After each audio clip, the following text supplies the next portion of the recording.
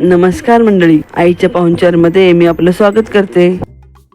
आज आपण अगदी झटपट व्हेज पुलाव कसा करायचा ते पाहणार आहोत। पुलाव करण्यासाठी एक गाजर, एक बटाटा, एक कांदा उभा चिरून घ्यायचा, अर्धी वाटी मका, अर्धी वाटी मटार दाणा सोलून घ्यायचा, एक चमचा जिरे, 2 तमालपत्र, एक दालचिनीचा तुकडा, 3-4 लवंगा घ्यायच्या, एक वाटी बासमती तांदूळ स्वच्छ धुवून अर्धा तास झाकून ठेवायचा। कुकरमध्ये 1 टेबलस्पून तूप गरम करून त्यात जिरे, दालचिनी, तमालपत्र, लवंग घालून फोडणी करायची। आता या फोडणीमध्ये चिरलेल्या भाज्या घालायच्या, मका आणि मटारचे दाणे घालायचे। आता या भाज्या 4-5 मिनिटं छान परतून घ्यायच्या।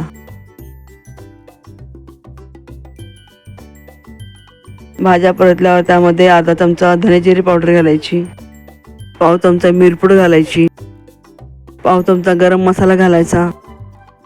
मंडळी, मी तुम्हाला आठवण करू इच्छिते की तुम्ही माझ्या चॅनलला पहिल्यांदा विजिट करत असाल तर सबस्क्राईब करायला विसरू नका।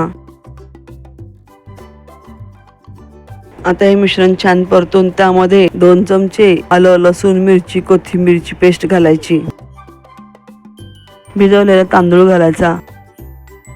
आता हे मिश्रण छान मिक्स करून घ्यायचे। मंडळी, माझ्या येणाऱ्या पुढील रेसिपी पाहण्यासाठी बेल आयकॉनवर क्लिक करा, जेणेकरून माझ्या रेसिपी तुमच्यापर्यंत पहिल्यांदा पोहोचतील। आता या मिश्रणात चवीनुसार मीठ घालायचे, तांदळाचे दुप्पट पाणी घालायचे। मिश्रण छान मिक्स करून कुकरला झाकण लावायचे। कुकरची 1 शिट्टी काढून पुलाव शिजवून घ्यायचा। नंतर गॅस बंद करून 10-15 मिनिटांनी वाफ मुरल्यावर कुकरचे झाकण काढायचे। पुलाव मस्त शिजलेला आहे। आता त्यावर चिरलेली कोथिंबीर घालायची।